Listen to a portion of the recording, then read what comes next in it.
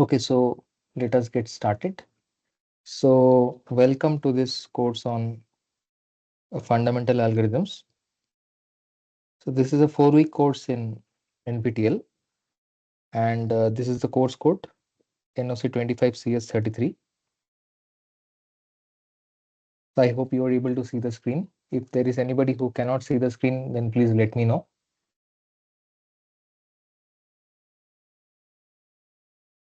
All right. So, today we will discuss some sample problems. So, all of you must have received an email which said that today is going to be a live interaction session where we will discuss certain sample problems from the content of week 1. And these sample problems will help you solve the assignment questions for this week. Okay, so this is the purpose of this session. And since it's a live session which is supposed to be interactive, so you are free to interrupt me anytime during the session and as many times as you wish. But when you interrupt me, please ask a question or make a comment. Do not unmute yourself unless you have a question or you have some comments to make. Okay. So let's get started. Before that, any questions about the course? Any questions about what the session is going to be?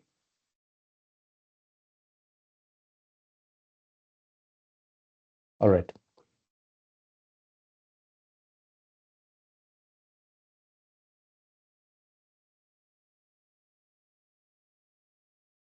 So this is question 1 for today.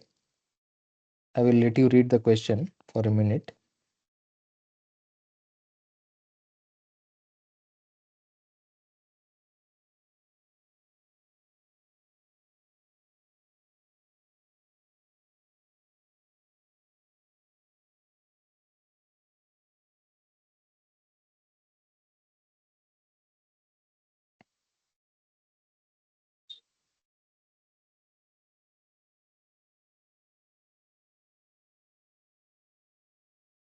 So I hope you have seen the videos of this week and you are familiar with what is insertion sort. So the question is on insertion sort. So if you know what is insertion sort, then you will be able to answer this question.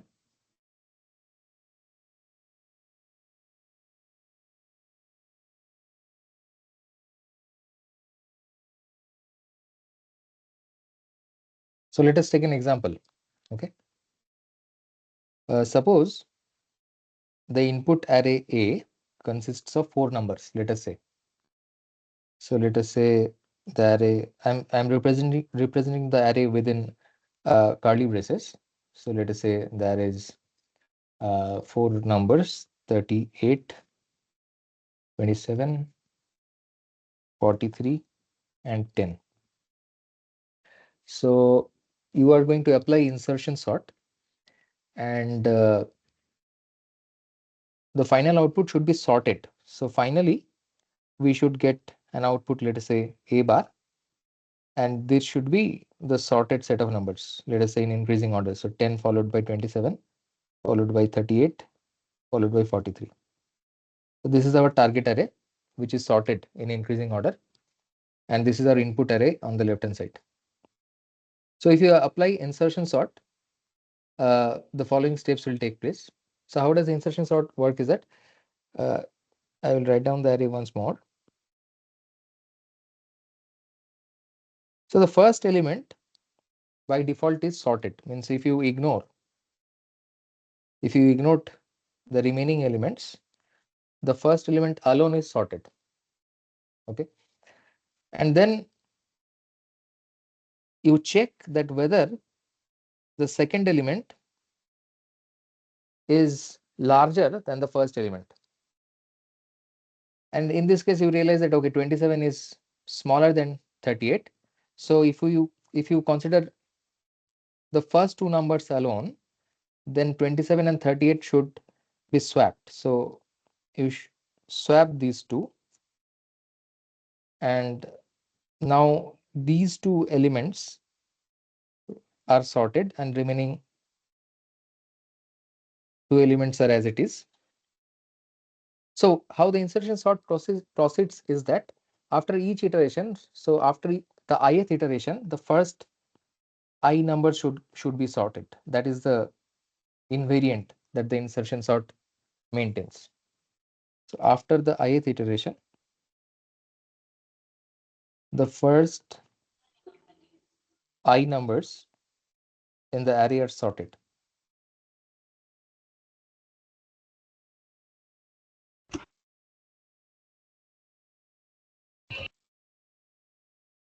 All right. So what happens next? So 43 is the next number in the unsorted part of the array. So 43 will be first compared with 38. And we realize that, okay, 43 is larger than 38. So then there is no need to compare 43 further with the numbers to the left of 38, because the numbers to the left of 38 are already smaller than 38 because of the invariant that this part is already sorted. So with one comparison only between 38 and 43, this round is over. This iteration is over. So this part, first three numbers are now sorted. So you're left with the last number. So now the last number, you compare it with 43, you realize that, okay, 10 is less than 43. So 43 should be shifted rightwards. And then you compare 10 with 38. And you again realize that, okay, 38 is larger than 10. So 38 is also shifted rightwards. Then you compare 10 with 27. And again, you realize that 10 is smaller than 27. So 27 also needs to be shifted rightwards. So three comparisons and three shifts later, you get the final output. So this is when you terminate the insertion sort, and this is your final output, which is the expected output. Okay, so now you understand how insertion sort works with the help of this example. So anybody has any doubt on how the insertion sort is working?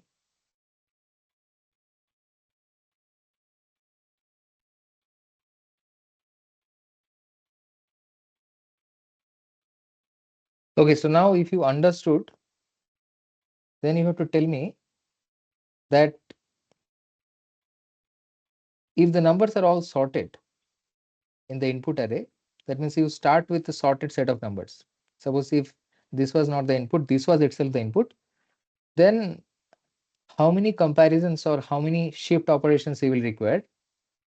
And if the numbers are all unsorted, or rather, sorted in reverse order, that means the largest number is at the beginning, followed by the second largest. So in the decreasing order they are given, and you want to reverse it. That means you want to find an increasing order of the numbers.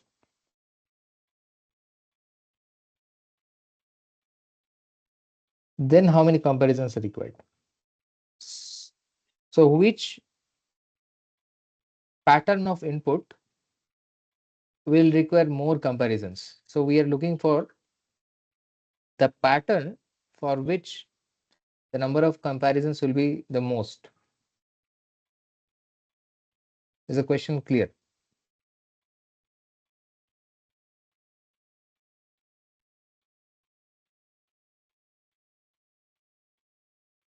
So how many of you think that more operations will be required?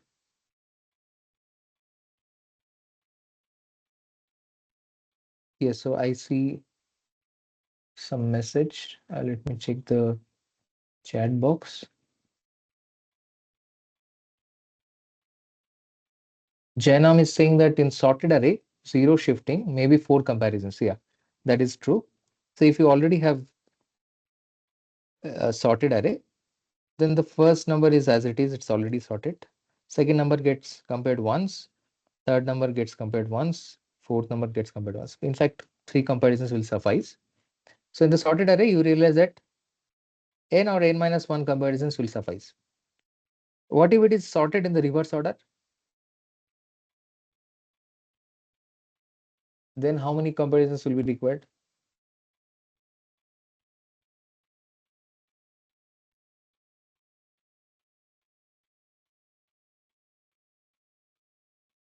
So for example, let us say this was not the input. Let us say the input was something like this.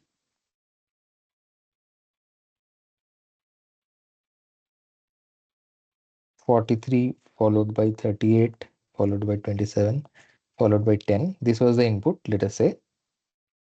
And you wanted to generate this increasing order sorted array.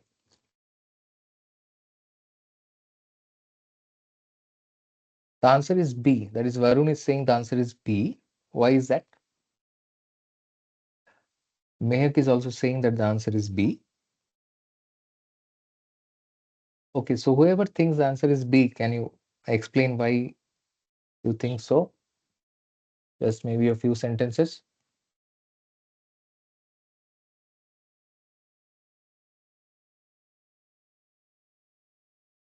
Is my voice okay?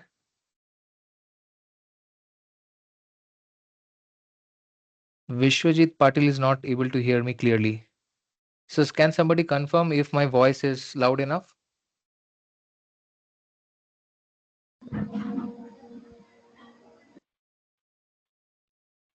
Yes, sir. Okay, thank you for the confirmation. Yeah, so Varun is right that more comparisons are required. But how many comparisons are required? So if there are n numbers, you will realize that first time there is zero comparison. So when you're looking at the first number, so you're looking at the largest number, there is no comparison required. The largest number in itself is sorted independent of the other numbers. Then you, in the next iteration, consider the second number. Second number needs to be compared to the first number. So one comparison. In the third iteration, this number gets compared twice. So each iteration, so in the first iteration, zero comparisons. So I'm considering the case B. So iteration number of comparisons. So this hash sign means Iteration. number. Iteration. Iteration.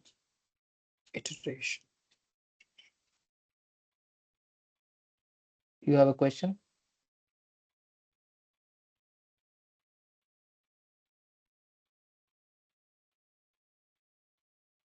All right. So the number of comparisons and iteration number we will write down. So in the first iteration number 1, the number of comparisons is 0 because the first number is by itself sorted independent of the other numbers.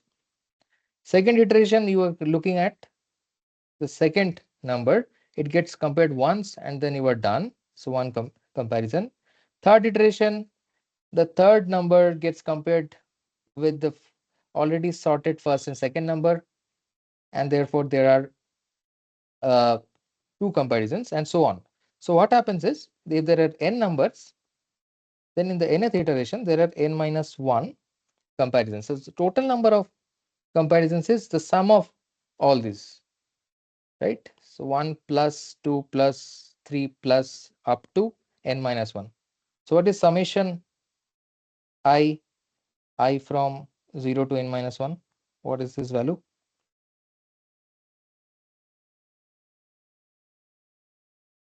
The sum of the first n minus 1 natural numbers is what? How much?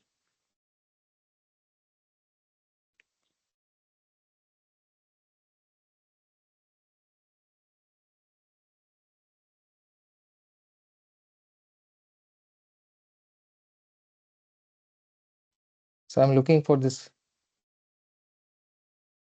value. What is the expression? This is summation from 0 to n minus 1. How much is that? Anybody can volunteer to say?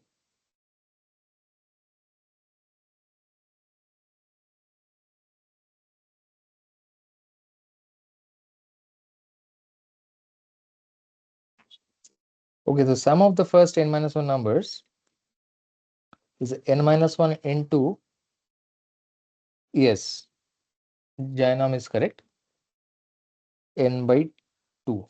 So that is, we will say it is order n squared. So the number of comparisons is quadratic. So when we have order n square number of comparisons, we will say that it is quadratic. So quadratic number of comparisons. So naturally, quadratic is the worst, and therefore this is the correct answer, that if the array is sorted in reverse order, then you require the maximum number of comparisons, and therefore your running time is the worst for insertion sort. For sorted order, we have already seen that it is just n minus 1 comparisons. Unsorted array, we cannot say much because we do not have any concrete information about how the numbers are uh, given, what is the pattern of the numbers. Large array does not make much difference because we do not know what is the pattern, what is the sequence of numbers, which number is followed by which number. So therefore, this option B is correct. Okay, you have any doubts? Anybody has any concerns? Anything that they did not understand and would like me to repeat?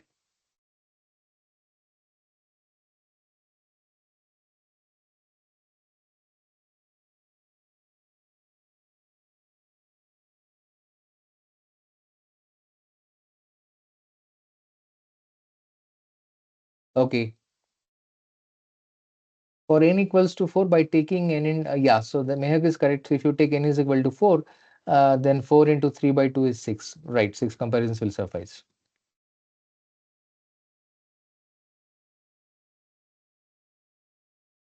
Fine. So we'll move to the next question of the day.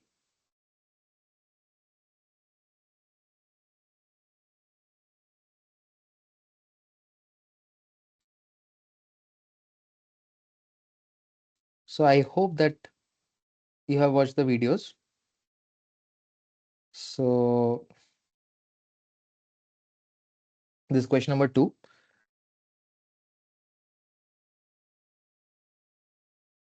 So what you are looking at is called a recurrence. So such an expression is called a recurrence. So what it is expressing is that Tn in general is the running time of an algorithm on an input of size n. So for example, if we are sorting an array of n numbers, then the size of the input is n.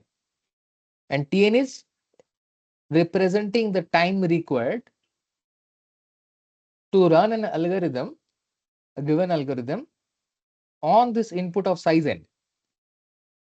So therefore, Tn by 2 is the time required by the same algorithm to run on an input of half the size.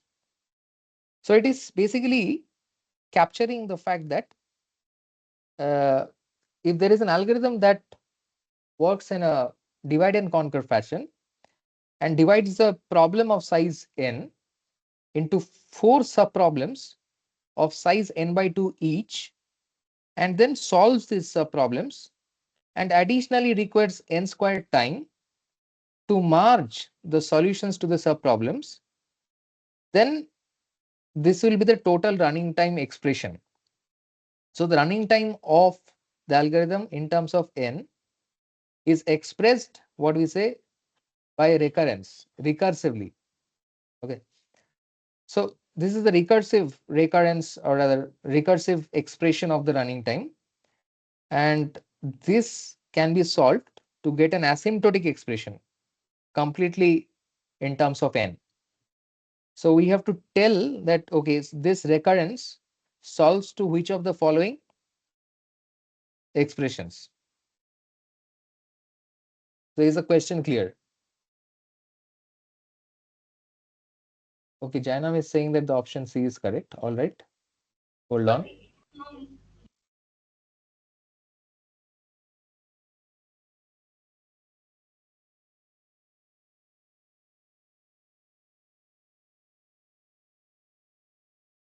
So anybody has any thoughts?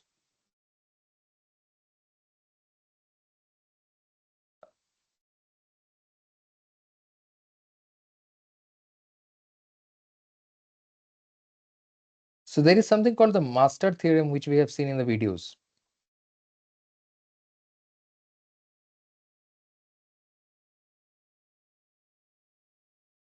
So what we saw in the master theorem is that, so if there is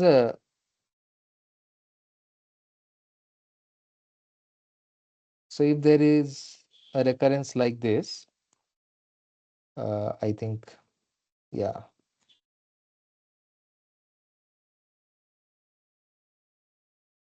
Yeah, so let us say n to the power c.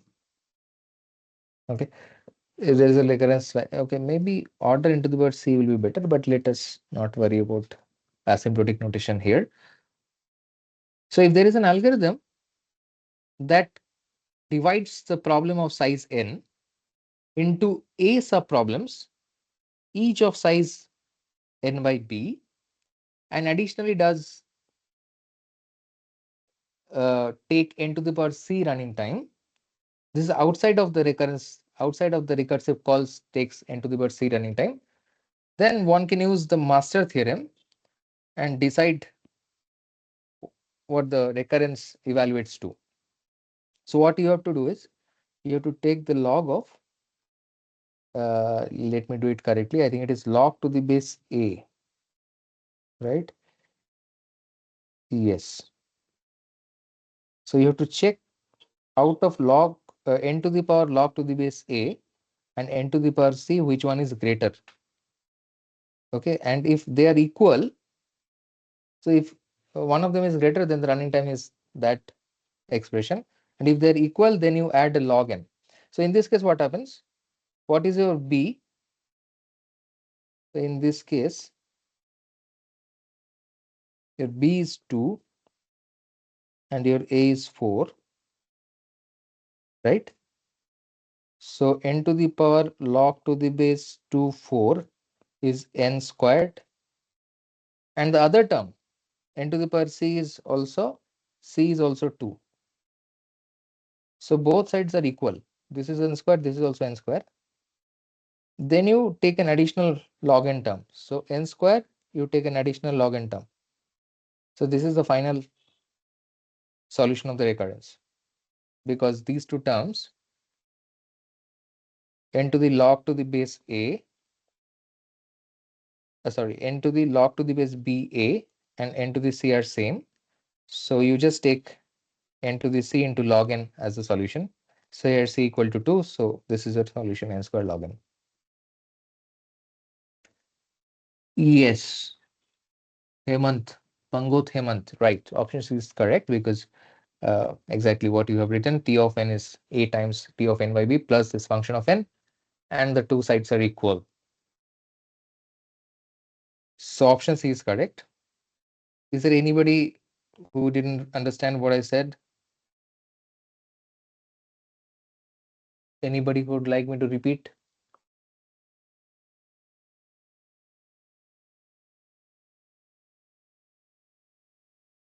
All right, I think it is one of the easy questions, so all of you could understand it easily. So I'll move to the next one.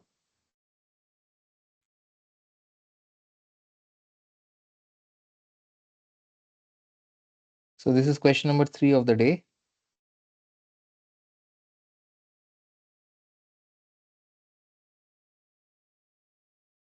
So I will let you read the question for a minute.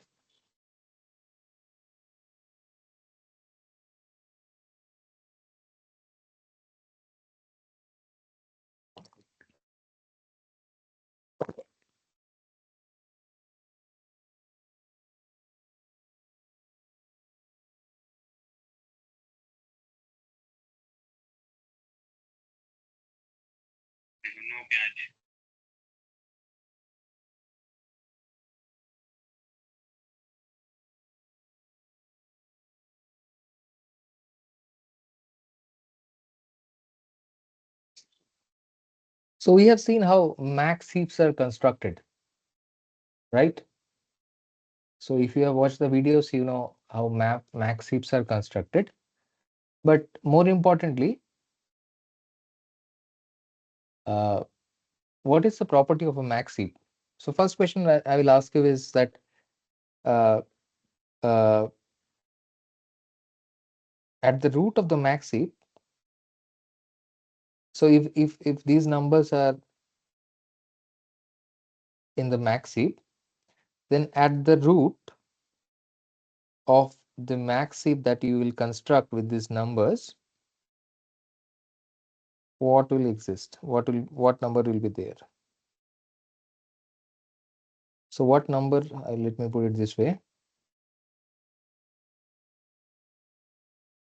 what number will be there at the root of the max heap?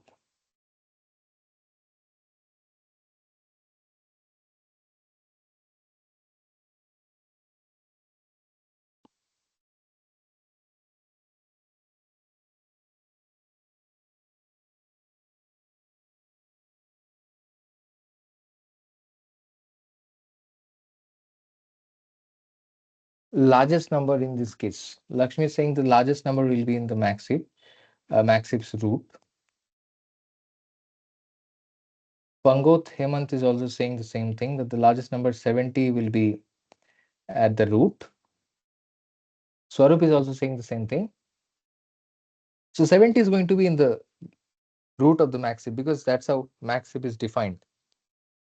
So what is going to be there in the children of the root is that some number which is smaller than 70, and their children will be even smaller, and so on. So now the question is, where will 5 be? 5 in this array is the smallest number. 5 is the smallest guy.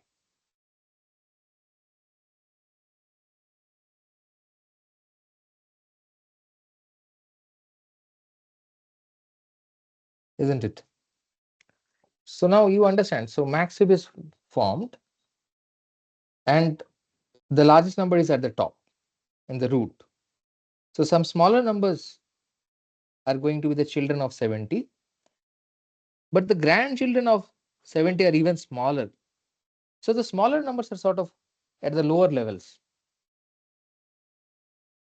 So Madhuri is saying that 5 is going to be at the last level because it is the last or the smallest number. 65 left, 45 right. You are right.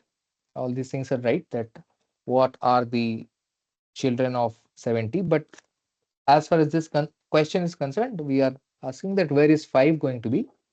So there are a couple of options. You have to choose one of them. So you choose an option out of the 4.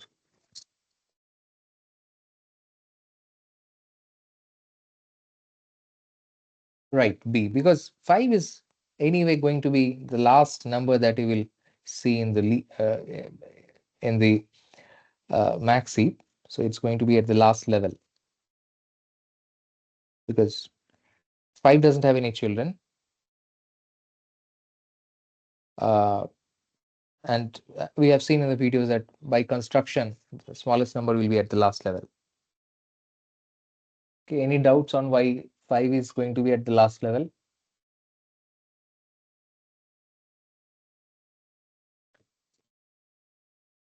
All right. So we'll move to the next question.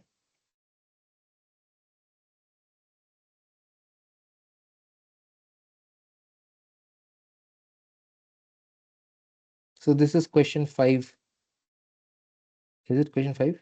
Oh, this is question 4 of the day.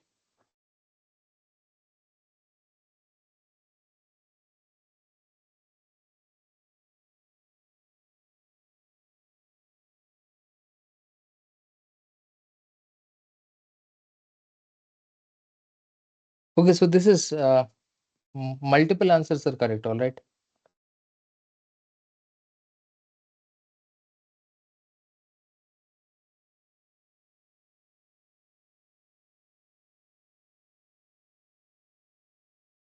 So let us see what is mod sort. If you have watched the videos, then I believe that you know what is mod sort. But for the sake of the larger audience, let us see how mod sort works. So we'll take the same array. So remember what array we had. So we had 38. Let's take this array.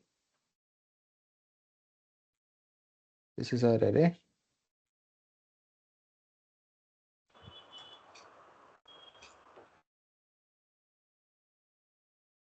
Oops. All right, so just give me a moment.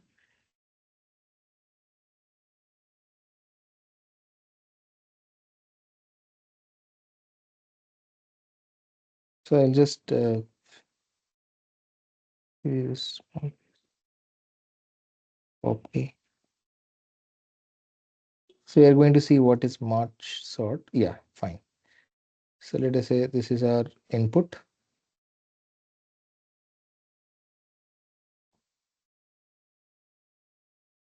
So how mod sort works is that, so it looks at that what is the size of the array.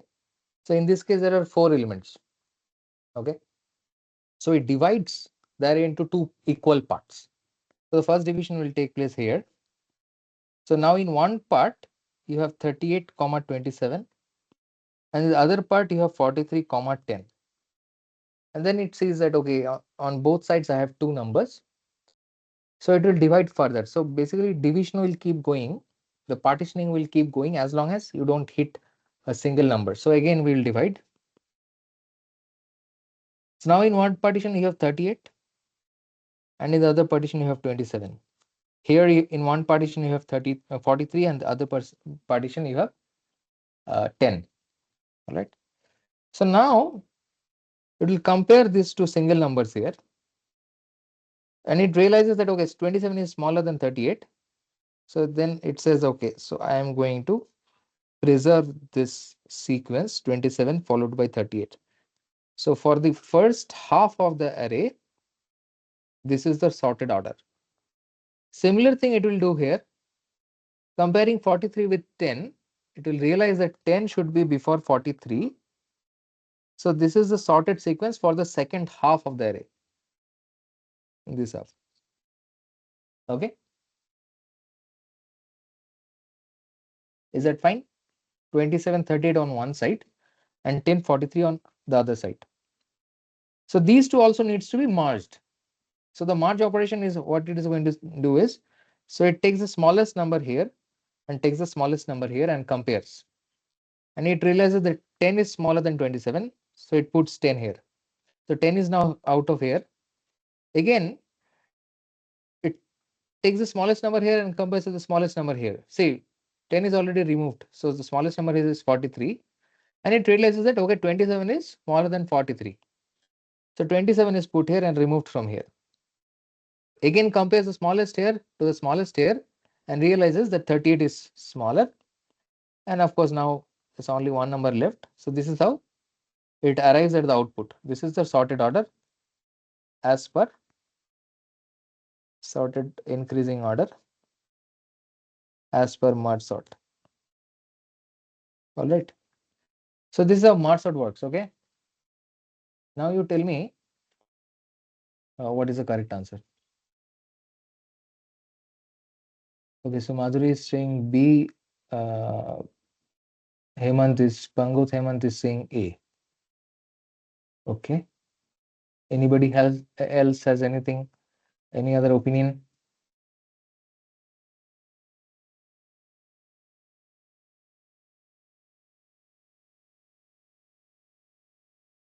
Okay, so Nihag is saying merging, Spandana is saying merging. So merging is taking place for a fact, and that is why the name is also merge sort. But partitioning is also taking place. So I will go for both A and B. That first you partition, and at some point you hit single elements, and at that time you merge.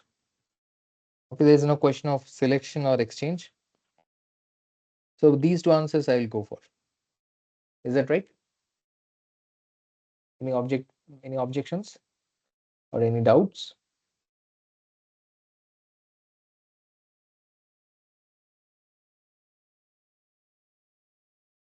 All right, saying is saying B. That's correct.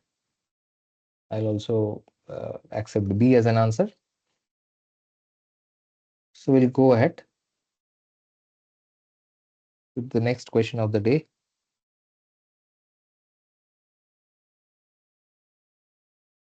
Uh,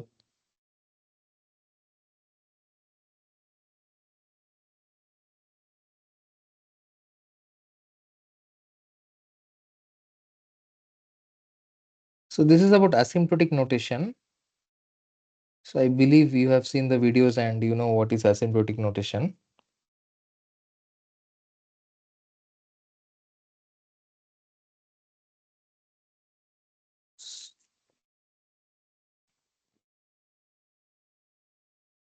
So this is big theta big theta notation.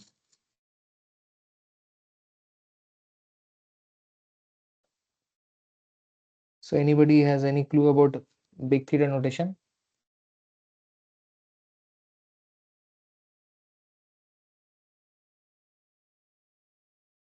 So roughly speaking, the question is asking this expression, if you think of it as a function of n. So let us say I write this as a function of n,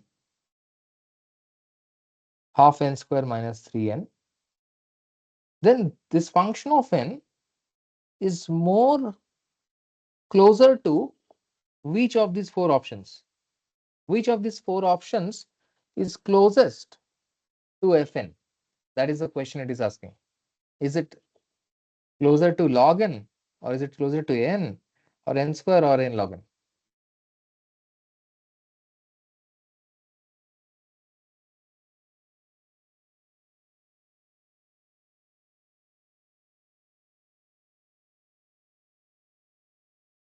Meg is saying it is closer to option C. So we have candidate answer. So option C is chosen by Mehak.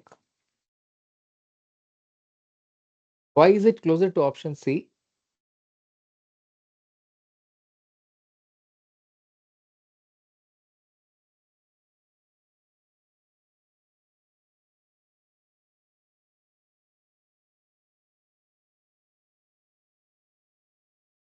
Okay, so I don't know. You are free to unmute yourself if you want to talk.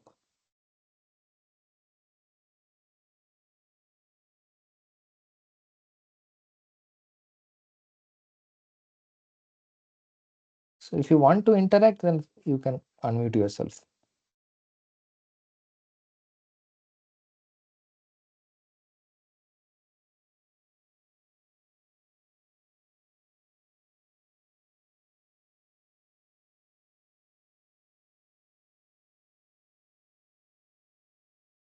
So this is a polynomial expression. And in this polynomial expression, there are two terms. Yes, it's a quadratic equation. And the quadratic equation in single variable n. And therefore, the largest term is a quadratic term. This is the linear term, but it is always dominated by this quadratic term, n squared term.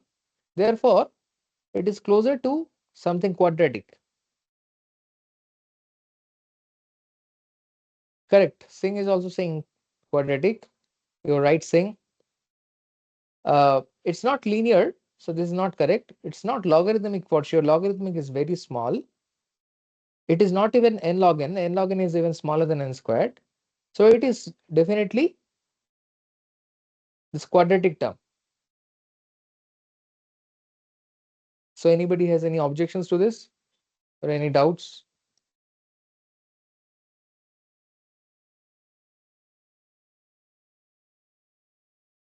Or anybody would like me to explain further?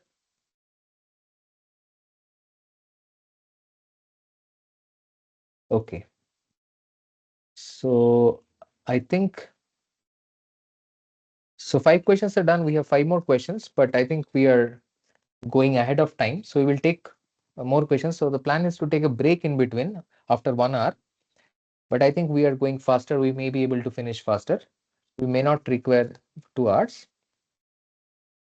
So let's go to the next question.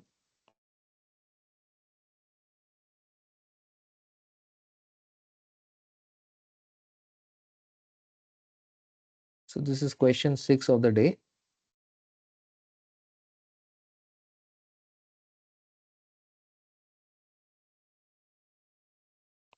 So you have seen merge sort as well as yeah, so yeah, fine. You have two statements.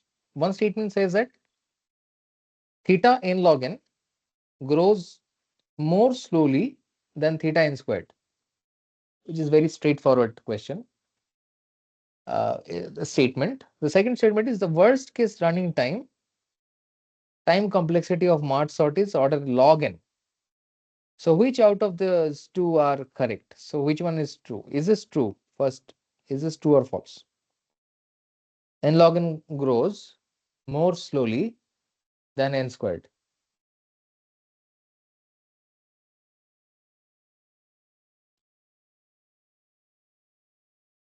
Which one is slower, n log n or n squared? I mean, as far as, yeah, n squared is quadratic. So both of you are correct, Mehak and Singh, that uh, n log n is slower and n squared is faster. I mean, so let me put it this way. So there are two functions. One is n log n, one is theta of n log n, the other way one is theta of n squared. So which one is, if you draw the curve, so let us say on the x-axis we have n, and one function is n log n. So you know that n squared goes like this. N log n, will it go like this or will it go like this? So n log n is a lower order expression, lower order term. So it will grow slower than n squared. So if you compare, for example, this is n, this is n squared. So n log n would be somewhere between n and n squared in the long run. That means when n grows large, n log n would be somewhere in between n and n squared. So it will grow slower than n squared, but faster than n. Okay. So this one is true. This statement is true. Now, what is the worst case running time of Mart sort? So in the worst case, what happens? So we have seen what is Mart sort. So there is a partitioning business. So anybody knows what is the running time for Mart sort on an input of size n? Madhuri is saying n log n and Mehak is also saying n log n. Yeah, why is it n log n is that? Because of the partitioning, we can write the recurrence as, so see, after partitioning, what is happening after partitioning is that you have two subproblems of half the size. So you have 2 times T of n by 2 plus this merging business within each part that takes order n operations. In fact, at most n operations. So therefore, this is the recurrence and this evaluates to, because of the same master theorem that we have talked about, this evaluates to n log n. Because log to the base 2 will be 1. So n to the power 1 on the other side, n to the power 1 on the other, on both sides. So there's equality. Therefore, by master theorem, the running time is n log n. So that much time is required anyway for Mart sort, irrespective of the pattern of the input. So saying that the worst case running time, in the worst case, only log n time is required is incorrect. So this is false. Now let us see what is the solution. Only one is true. Right? Madhuri is saying C. Pangot is saying C. Singh is also saying C. All of you are correct. Yeah. Fine. So is there anybody who didn't understand this question? Any doubts or anything?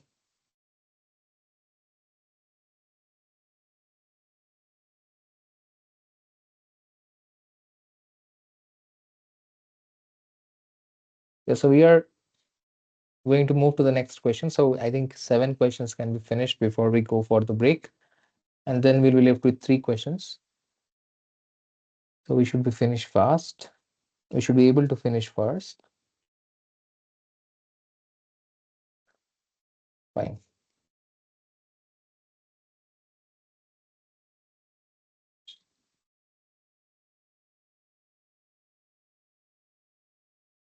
So now again, you have seen both insertion sort and mart sort.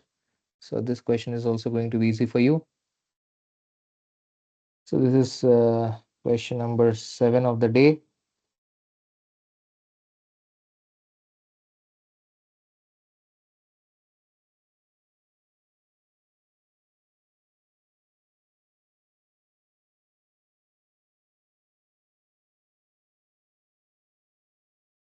Compared to insertion sort, mart sort will take least time when all elements of the input array are identical. So let us say all the elements are same.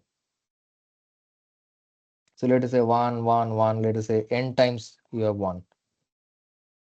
All right, so n times. You have 1 n times. So now you want to apply the insertion sort algorithm on this array and also mart sort algorithm on this array. Then which one will take more time? Is it true that mart sort will take less time? So we have seen this. Actually, we have seen uh, both the situation. So let's see.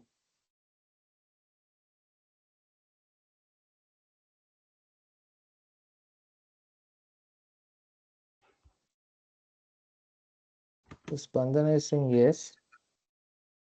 Why is mart sort going to take less time?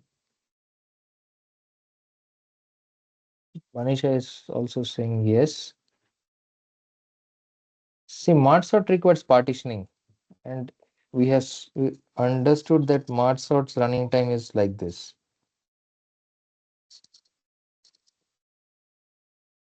which evaluates to n log n. So this is for mart sort, irrespective of how the input, what is the pattern of the input.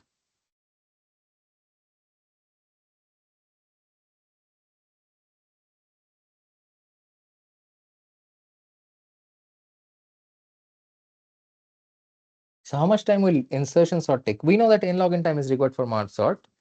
So now you'll ask that how much time insertion sort will take for an input like this.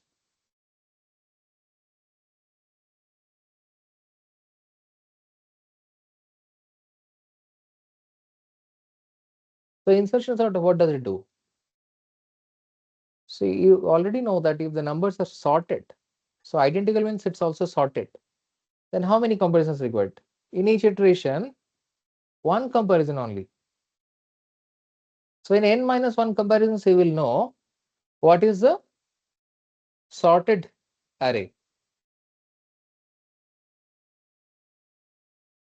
So insertion sort takes how much time for an already sorted array?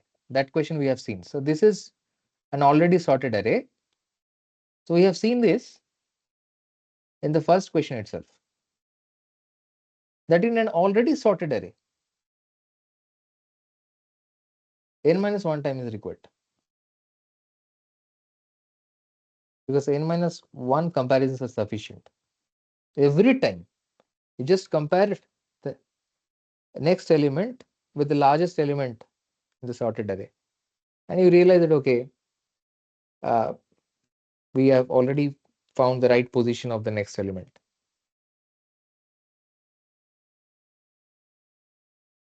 So when all the elements are identical in this setting, then it also means that it is already sorted.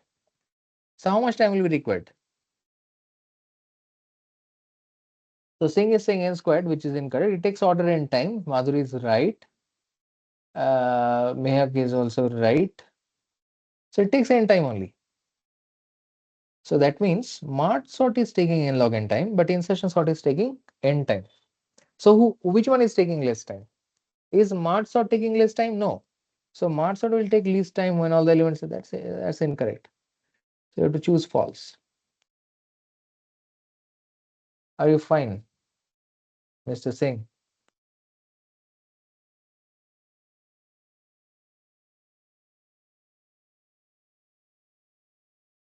All right.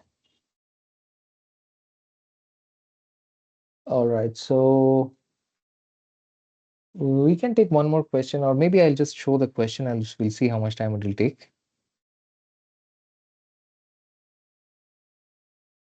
Yeah, I will just show this question. So what I will do is I will let you look at this question. So at this point, we can take a break for 5 minutes. Or rather, see what is the time now? It's 6:55. So the question 8 of the day is this. I think it's question, yeah. So I would let you understand the question for 5-6 minutes. So we can come back, let us say by 7:02 p.m. we can resume. So we have 3 more questions to discuss. So by 7:30 or so we should be finished. All right. So we can take a break now.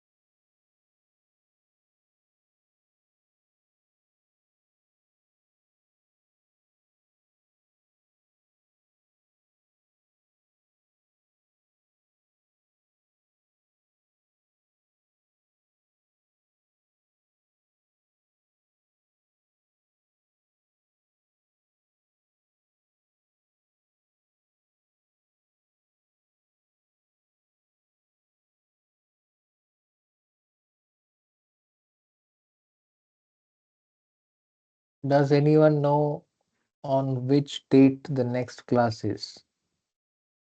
So this is not a class.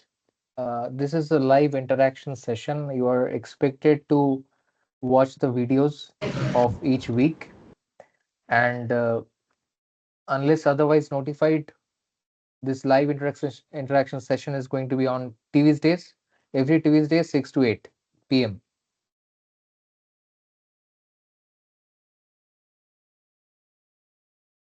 Okay, so yeah, let's wait for a minute. We'll start at 7:02 p.m. Yeah, it's already 7:02. So I hope that you have a chance to read this question. So we'll look at this question now. Oops. All right. Okay, so I hope that you had a chance to look at the Strasson's algorithm, which was discussed uh, in the videos. Uh, but even otherwise, so what we are doing is we are multiplying two matrices. So let us say this matrix is called A, which is kn times n. That is, there are kn rows and n columns. So how does A look like? So A looks like this.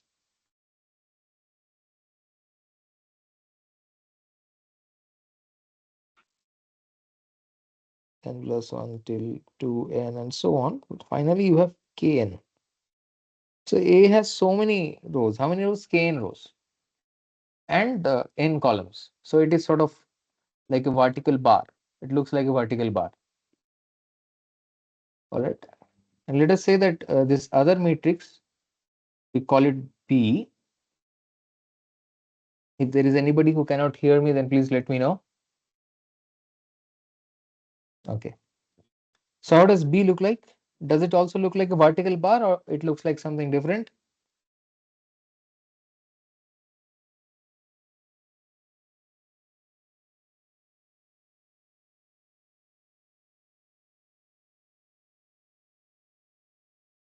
How does B look like? So B has how many rows? N rows and K in columns. So even if K is 2, then it would look like a horizontal bar. So 1, 2 up to N rows and 1, 2, n plus 1 dot dot dot till 2n and dot dot dot. Finally, Kn. So many uh, columns. So now you have to understand that if you go by the Strasson's, or rather, if you use the Strasson's algorithm as a subroutine, then what you can do.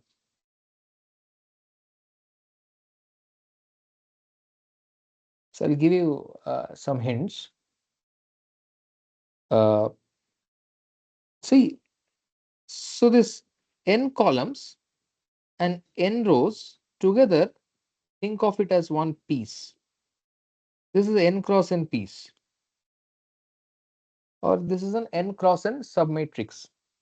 Similarly, there's another n cross n submatrix, which is the rows n plus 1 onwards till 2n and all the columns and so on. So how many n cross n submatrices you can see?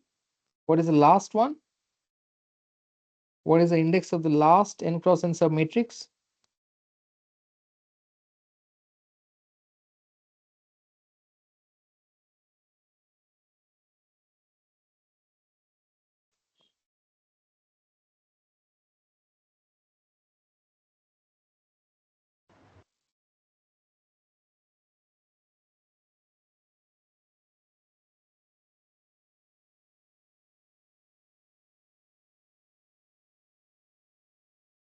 There are kn rows. I'm taking the first n in the first submatrix, the second n in the second submatrix, till the kth n in the, not kn. So kn is the total number of rows. Now I have divided the rows into k rows each. So there are how many submatrices, how many pieces? So this is one submatrix.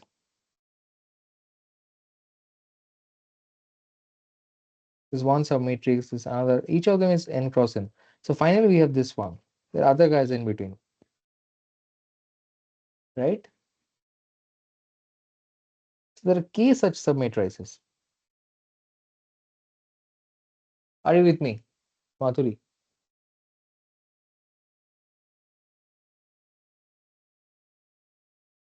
All right.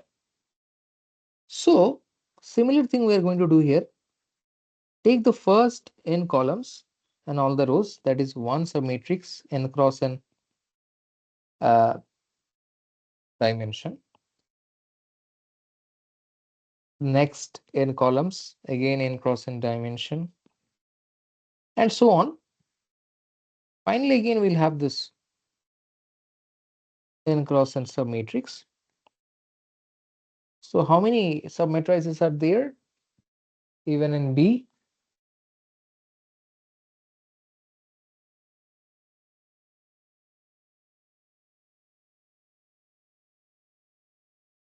Why should there be k square submatrices? Again, there are k submatrices in B. B also has k submatrices. Okay, k into k square, option B. Yeah, Gurlin Singh, k squared. Yes. Yeah. So why is it that k squared multiplications of n cross n matrices are required? So how does multiplication of matrices work? So if you want to multiply A matrix with B matrix, so let us so this n cross n submatrix, let's call this piece as A1, this piece as A2, this piece as AK, this piece as B1, this piece as B2, this piece as BK. So first of all, what is the dimension of this A into B? So how many rows are in A into B?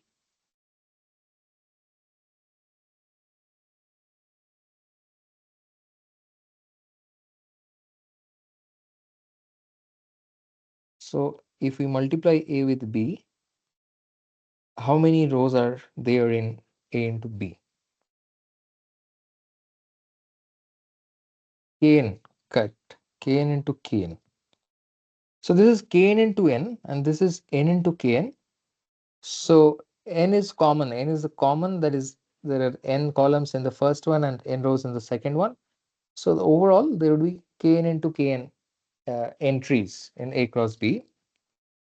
So how to get it is that, so how to get all these entries is that, now if you that you already know, but if we go by the Strassen's algorithm, then what we are doing is this A1 piece gets multiplied with the B1 piece and so on.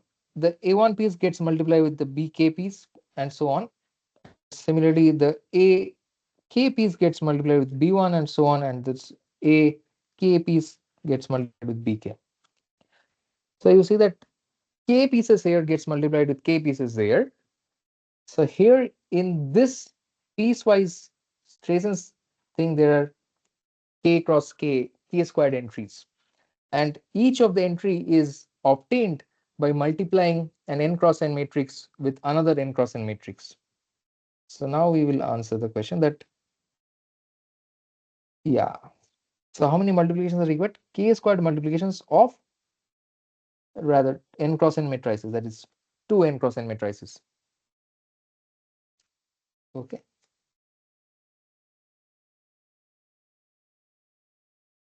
Right. Any doubts on this?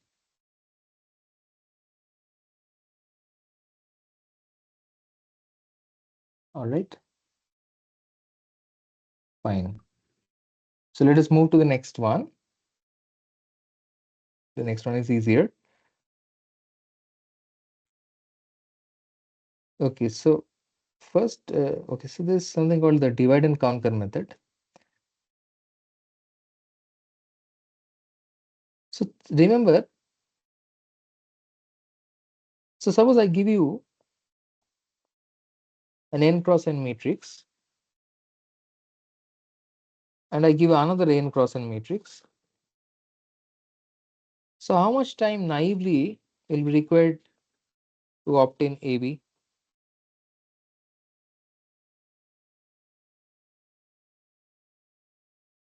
Naively.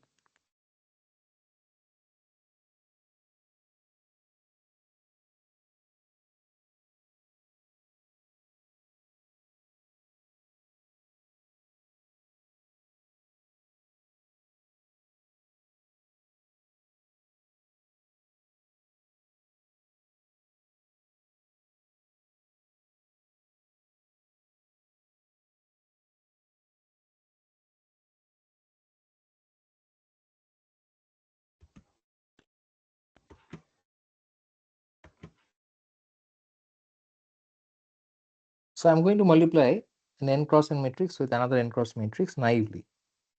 So what happens is to get this first element, what you have to do is you consider the first row in this matrix, consider the first column in this matrix, and do a element wise multiplication and take the sum. So how many multiplications you have to do? N numbers gets multiplied with n numbers element wise. So n multiplications are required to compute one entry. And of course, you have to do an addition also, but don't worry about addition now. So how many entries are there? N squared in AB. So n squared entries are to be computed, and each entry requires order n time. So what is the total time required to compute A into B?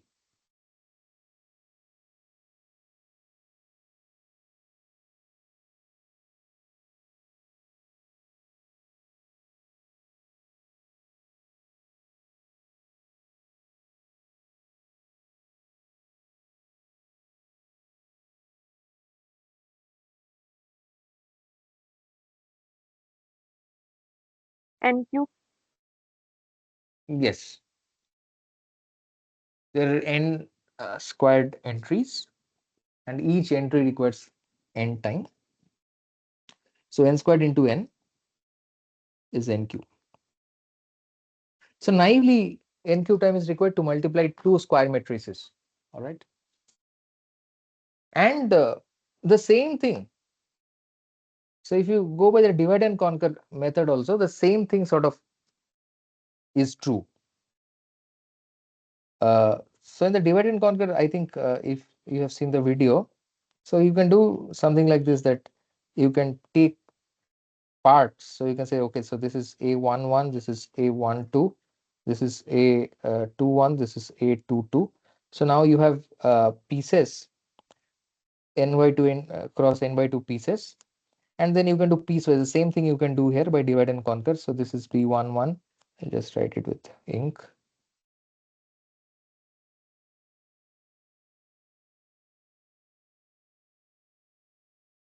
So now you can do piecewise multiplication like in the previous case. Okay, so but you're not going to gain anything, and the naive way of multiplying things will still apply. So the naive time requirement of n cube will still apply. So I hope that you have a chance to watch this video, divide and conquer method, and that's why the time required is order n cube. All right. Yes.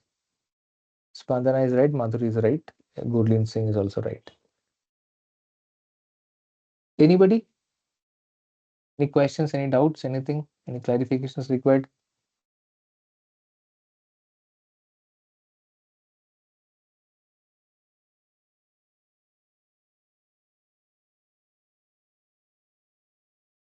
Okay, so we'll move to the last question of the day.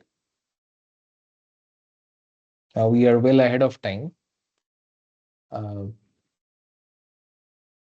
so I don't know how to utilize the remaining time. But anyway, let's go ahead.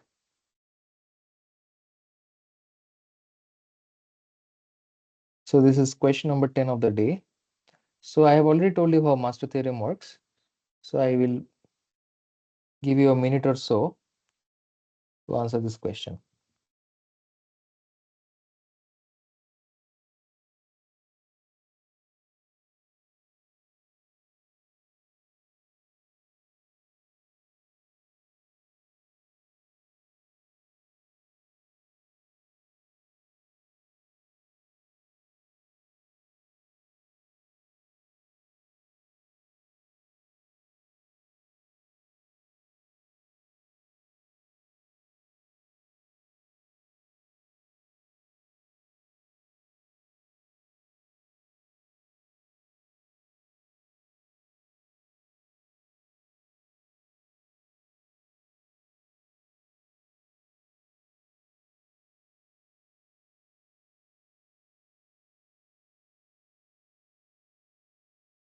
So recall the master theorem.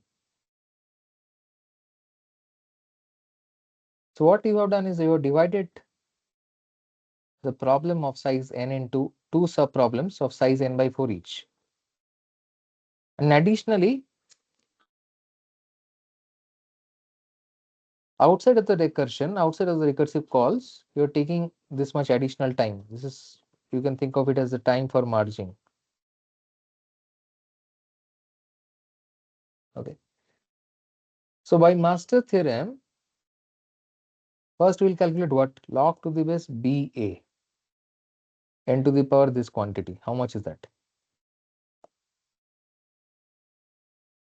What is B in this case and what is A in this case?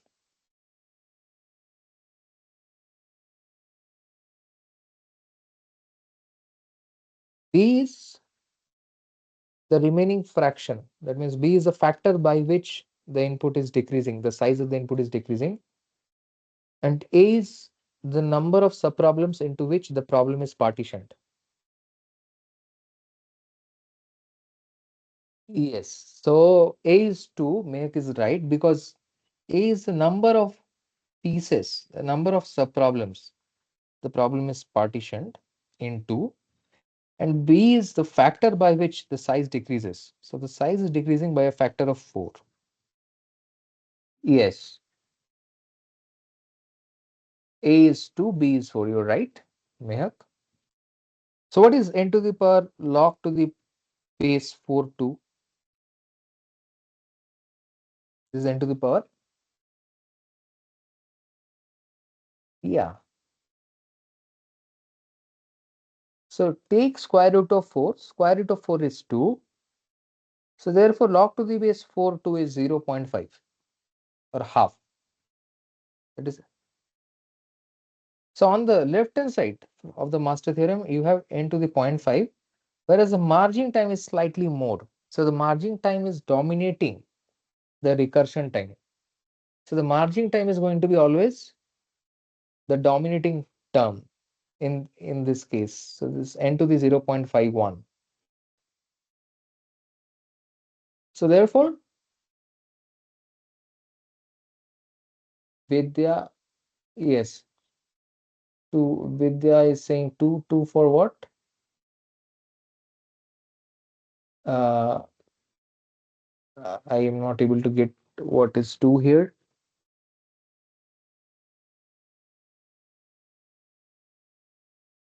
Uh, Maybe a small sentence from Vidya, what you wanted to say.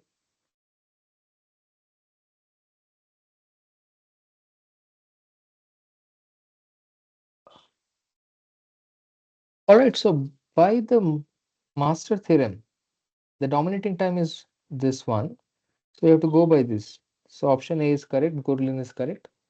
So why we have chosen option A, is this unclear to anybody?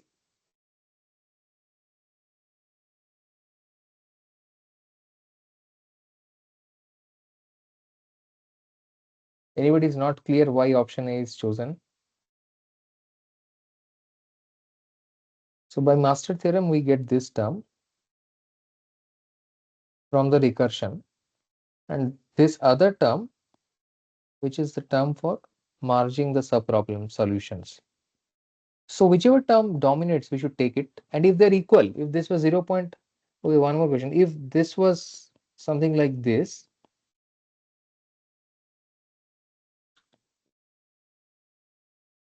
Then what would be Tn?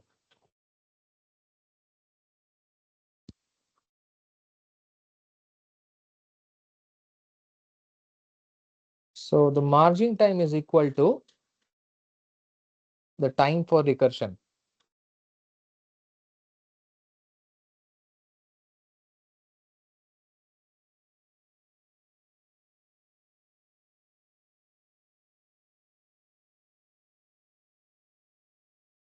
So consider this as question number 11. So suppose that uh, Tn is given to be like this.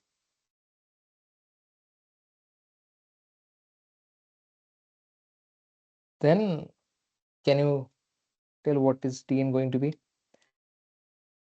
So what you are getting is into the 0.5 from the recursion and similar exact same quantity for margin. So to take a log n factor extra. So whatever term you got from both sides, that remains times log n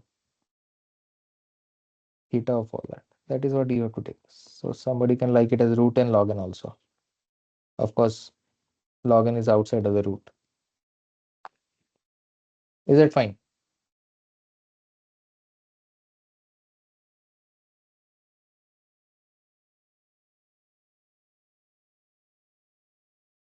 Okay, so at this point we have come to the end of this session. I'll be here for some more time. If you have any doubts, any questions, you can ask me. And if you do not have anything, you are free to leave the session. So we'll meet again next week, most likely on Tuesday, with week 2 sample problems. So yeah, so at this point I'll stop talking. And if you have any questions, we can take the questions.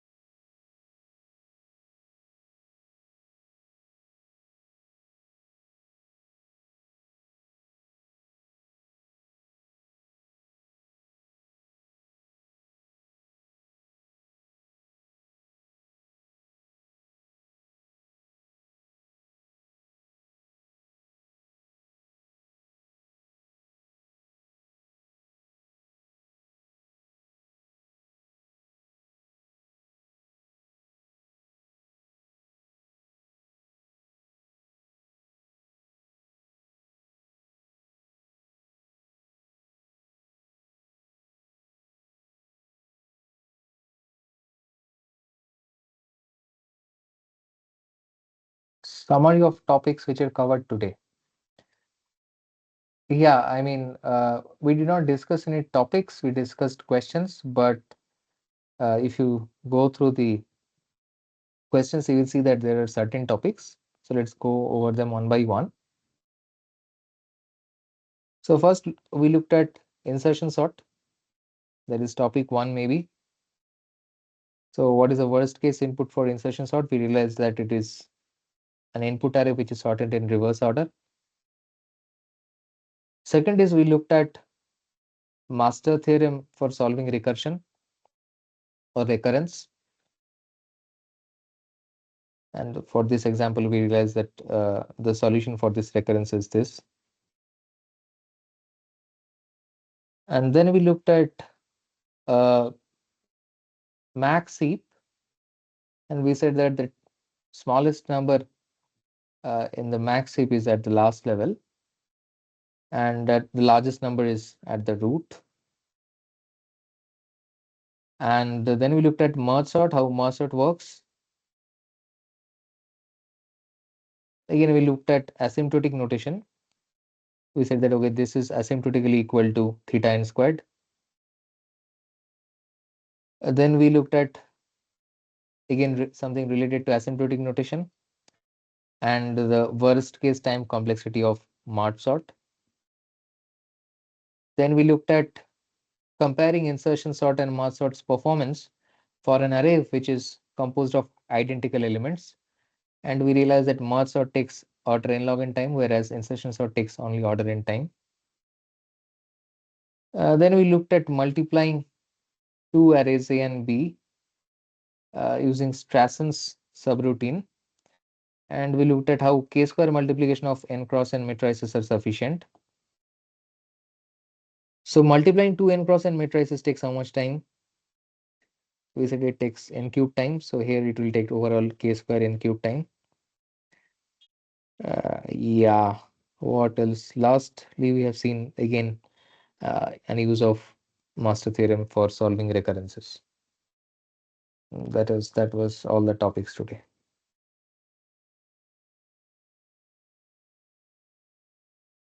Does that answer your question? Okay.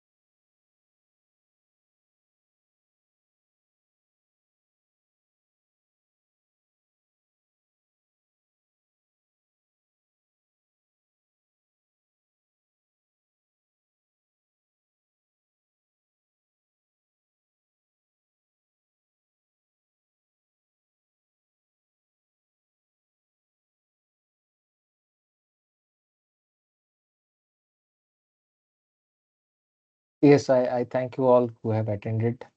And if you don't have questions, you are free to leave. And otherwise, I am still here. We have to spend some time being online today. Uh, so if you don't have question, you are free to leave. So have a good night.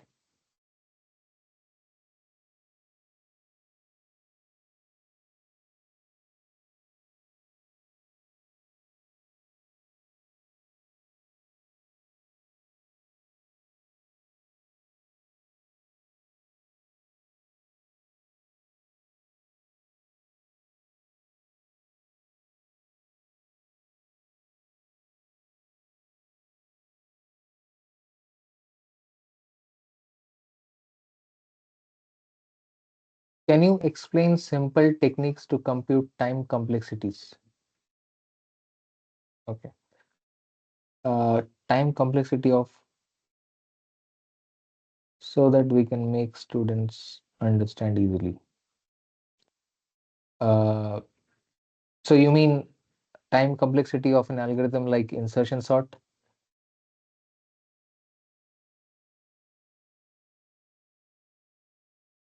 Okay. So basically we have to count the number of comparisons, so how many operations, or rather comparisons, or it could be how many multiplications are taking place. So, for example, in the insertion sort, there are two loops, right? So let's do that.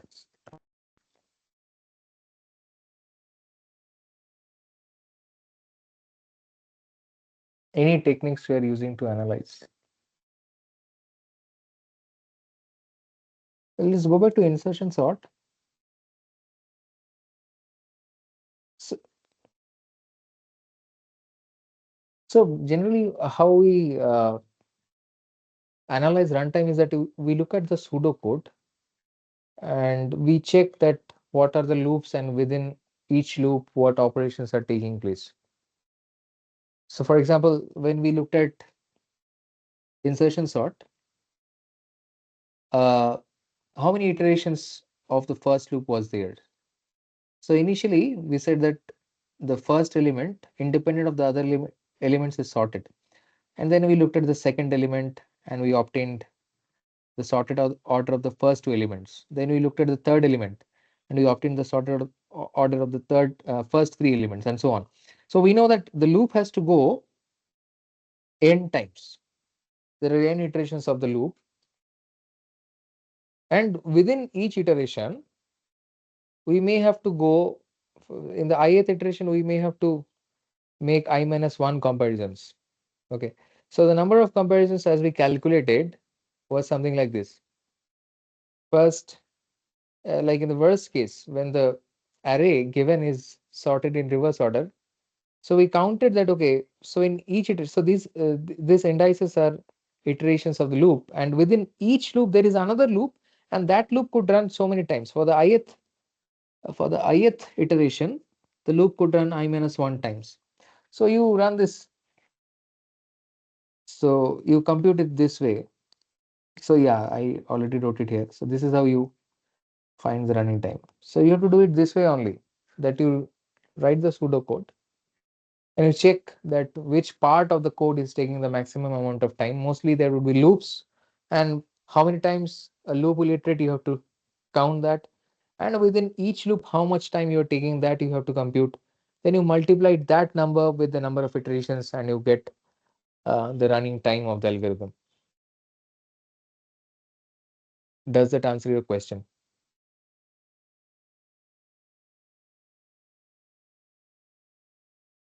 All right, thank you.